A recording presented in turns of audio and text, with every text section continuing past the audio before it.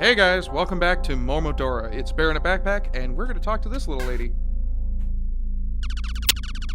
You came from that imp-infested forest? Interesting. How can I help you? Alright, so she serves as the game's kind of like item vendor, shopkeep, that kind of thing. And you can buy items that are permanent. So for instance, once you buy it, you got it, and like this, so it has an active effect, temporarily increases your attack by 50%. That could be helpful. I mean, couldn't hurt, I guess. It's not too expensive, it's only like 80, not bad. But then you also have passive items that raise the user's resistance to status ailments. Kind of helpful. There's not a whole lot of status ailments. In fact, I'm pretty sure there's only poisoned and cursed. So, I mean, I don't know, it could be okay, but not really feeling it. And then there's something like the Ring of Condor, which emits a sound when near secrecy, which is really nice because then you can find all those secrets, which often are health upgrades, or maybe some of those ivory bugs, things like that, right? Well, the thing is, there's a place in the game where you can get it for only 200. It's much later in the game, but it's better just to save your money. So I'm going to avoid that. A, I don't have enough money to buy it, but also it's expensive. Instead, I think I'm going to pick up the crystal seed. So in my last two playthroughs, I haven't actually ever picked this up, but I'm going to try it and see if it makes the game just a wee bit easier for me. Voila! Thank you! Alright, cool. Now we got that, and we have to equip it. Crystal seed. Yeah. Alright, cool. It's a one-use item, though. So if you notice, all of my bellflowers and actually all the different items that are, like, usable will come back when you rest at one of the bells. So you don't ever have to worry about, like, oh, I only have one use for the rest of the game. Nope, just till you hit a bell again. Die, dog! It's like ghost dogs everywhere in this part of the map. Kind of cool looking. They did a really good job making him look very, like, spectral. Like this. Ghost Crow. Goodbye, Ghost Crow. Whoop.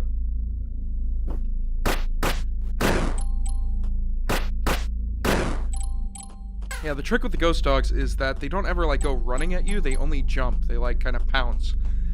So once you learn about how far they pounce, you can back up just far enough for them to pounce and land just in front of you, and then you can just smack them to death. Which I love. Again, smacking them to death with a leaf. Hilarious. Watch out for this box here, because it has a dog inside of it. So that way you don't get hit by it. Woo! Another vitality fragment. Yeah. Whoop. Hip. Yep. And I really hate this part because there's two witches who are throwing those things at you whilst you're trying to kill all the dogs. That's a good way to get killed pretty easily because they do a ton of damage. In fact, if you look at my health bar, most of that was from getting hit once. It's really bad for you. And then this guy.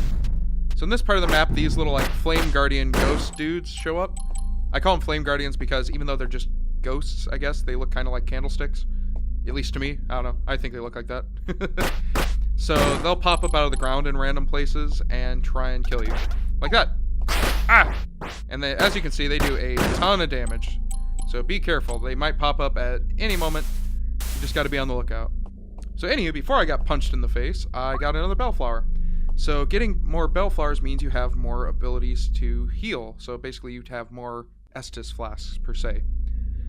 So now I have that permanently, so next time I go sleep, or so next time I go save at one of the bells, I'll have an extra bellflower I can use to heal. Oh, that's sad. She just wants it to stop. Well, that's what I'm working on. Oop. Nope. Yeah, not even gonna deal with them. Avoid the spikes, avoid that. Ow! And those little fireballs, you can't actually smack back at them. Now, something you do have to be careful of. They do a lot of damage, and although you can smack them back, if they explode next to him, they don't damage him. They only damage you if you touch them. So you do have to be careful about, like, smacking him back at him and then running into him. Yeah. Oh, no! Oh, I made a mistake. So I should have run to the left and opened up the shortcut. Well, I guess we're fighting the boss. Huh? Looks like some outsider missionary. Your rotten corpse will serve my mistress well. This is Mocha, this, like, tiny, tiny little guy. It's, like, really not all that intimidating. Whoop! Watch out. When he does that, he does some sort of attack. He varies it. Oh, man. Oh, no, I got cursed by it. Ah! So getting cursed means you can't heal until the curse is gone. And it does take quite a while to go away, so be careful of that. So you always got to be watching up and to the left to see if your bellflowers are gone, or bellflowers are available yet. And you do have to minimize how much damage you take, otherwise you will not be able to heal, and it's real bad. I'm doing a lot of damage to him, though. Oh, run away. Uh-oh. And now we fight the real boss. Lubella, the Witch of Decay. There she is. Oh, God.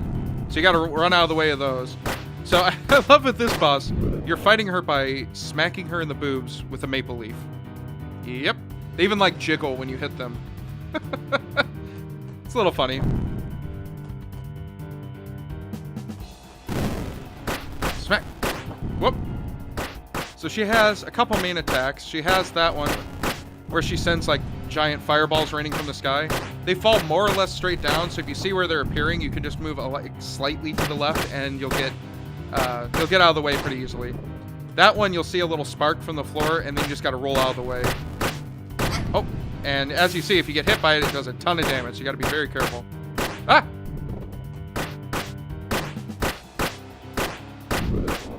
So the reason I keep doing 3-hit combos is on the third hit, you do a lot more damage than the other two. So if I just sit there and tap it, I don't do anywhere near as much damage as if I go for the full combo. So see, 1, 2, 3. Huge, huge, huge, huge damage. There, got her. You little pest. I can't waste any more time with you. And she just like dissolves out of the way. But we haven't seen the last of her. She comes back. But we'll see her later. Alright, so you can kind of jump over here, but there's not really much of anything over here. And make sure you keep tapping A while you're in the water here to keep swimming.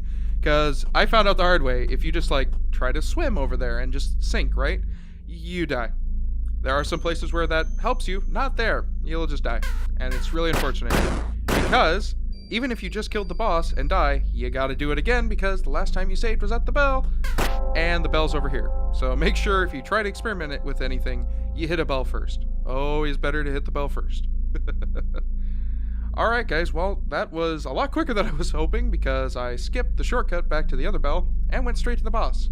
But we did defeat Lubella, so yeah, I think we'll end the episode there for today. And we'll pick it up tomorrow when we go and keep exploring Karst City. Alright guys, see you then.